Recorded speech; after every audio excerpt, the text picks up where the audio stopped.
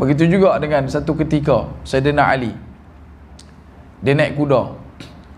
Bila Sayyidina Ali naik kuda, kaki masuk dekat saddle kuda tu, tempat letak kaki tu, letak saja kaki, bismillahirrahmanirrahim. Kemudian naik atas pelana, baca doa, subhanalladzi sakhkhara lana hadza wa ma kunna lahu muqrinin wa inna ila rabbina lamunqalibun. Kemudian apa kata Sayyidina Ali? Alhamdulillah, alhamdulillah, alhamdulillah. Kemudian Allahu akbar, Allahu akbar, Allahu akbar. Kemudian ha, gelak. Jadi sahabat lain usah Sayyidina Ali, okeylah, sempoi lah. Bismillah mah cantik lah, subhan okeylah, baca doa naik kenderaan mah, tahmid okeylah, takbir pun okeylah. Tapi yang gelak tu mah, kenapa kamu gelak wahai Ali radhiyallahu an? Sayyidina Ali pun habaq. Soalan ente sama macam soalan ana lah.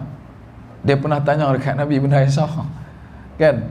Sebab Nabi bila naik kuda, mana Nabi buat macam tu, baca bismillah, naik doa naik kenderaan, tahmid alhamdulillah 3 kali, takbir Allahu akbar 3 kali, kemudian Nabi gelak.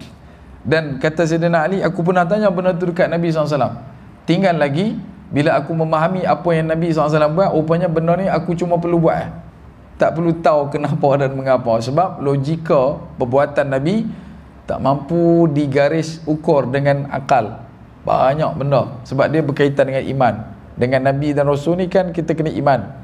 Bila sebut kata iman ni, percaya benda tak nampak, jadi dia tak terikat dengan logik.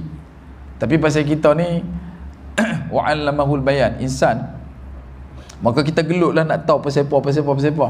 Sedangkan jalur memahami sunnah Nabi ni dipecahkan paling tidak kepada 2. Jalur Abdullah ibn Abbas, jalur Abdullah ibn Umar radhiyallahu anhuma.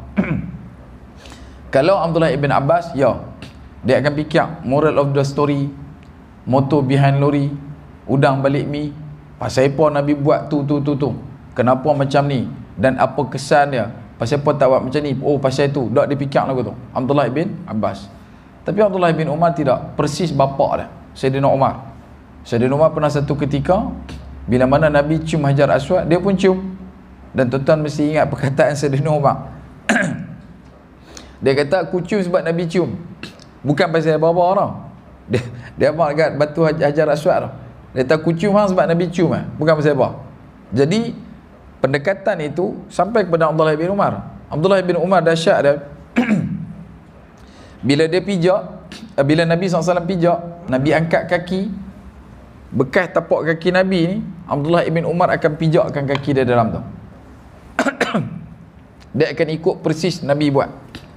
Sampai ke tahap bila dia pergi berjalan dengan Nabi, dia akan perhati Nabi berhenti tang mana, Nabi jalan tang mana. Jadi bila Nabi dah wafat ataupun dia keluar pada satu jalan, satu permusafiran yang Nabi tak ikut serta, tapi route yang dia lalu tu route yang pernah dia jalan dengan Nabi, dia akan buat sama macam mana Nabi buat ketika keluar dengan dia dulu.